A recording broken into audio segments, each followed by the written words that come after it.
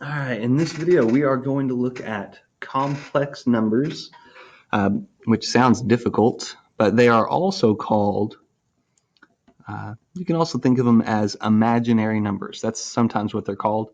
Like I is an imaginary number. It's equal to the square root of -1. Now, why are we talking about imaginary numbers? Well, it turns out that they do exist, not like Santa Claus or something.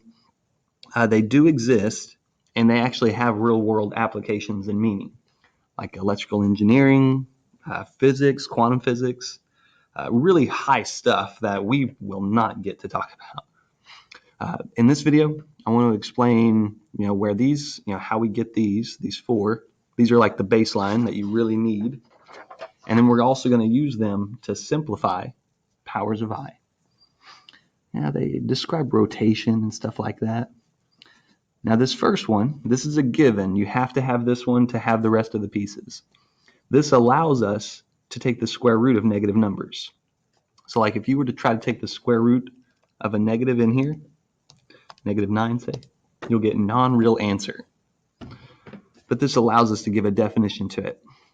Now to figure out I squared, we're just going to do square root of -1, square root of -1, and they just say the radicals cancel. So when you multiply two square roots, the square roots just cancel, and you're left with -1. You're just left with whatever was underneath. All right, there's that one.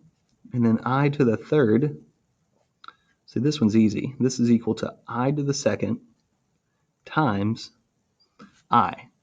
Remember when you have, I to the first, I guess. When you have like bases, whenever the numbers here are the same, you can just add the exponents. And I to the second is equal to -1. So you really have -1 times I. And so this is equal to -I. And that's where that one comes from. And then for I to the fourth, this one's the one that's really handy, really important. I'm going to write I to the fourth as I squared times I squared. Well, I squared is equal to -1. So what we really have is -1 times -1. And that's where the 1 comes from. Okay? So write these down. These are going to be really helpful, especially whenever you're simplifying powers of I. All right, so they give us 55 i's. And what we're going to do is use the little exponent rule where we split them up. We're going to split them up in a fancy way. All right, you kind of have to be purposeful on the way that you do this.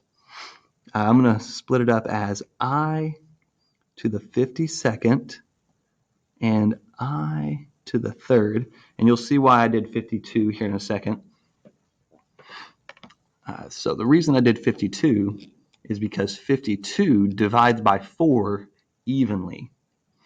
Now, what that means, the fact that it divides by 4 evenly, means that I can do this right here. I can think of it as I to the fourth to the 13th power. Because when you have a power to a power, you can just multiply those exponents, and that will end up giving you, well, I kind of attached it to the wrong line, didn't I? There we go. 4 times 13 gives us the 52. And when you have a power to a power, that's when you get to multiply those exponents. Now this I to the fourth, that right there, that's equal to 1. And so you get 1 to the 13th, which is equal to 1. All right, so I split it apart so that this number, the exponent here, divides by 4 evenly. And when it divides by 4 evenly, you can basically cancel it out because I to the fourth is equal to 1. And so what we're left with is I to the third, which is equal to -I. That's our answer there. I'm going to come back to this one. I to the 33rd. So I want to take off as many 4s as I can. Well, 4 goes into 32 evenly. So I get I to the 32nd times I. This one just cancels because you have so many I to the fourths. And you're left with square root of -1. Or you might just say the answer is I.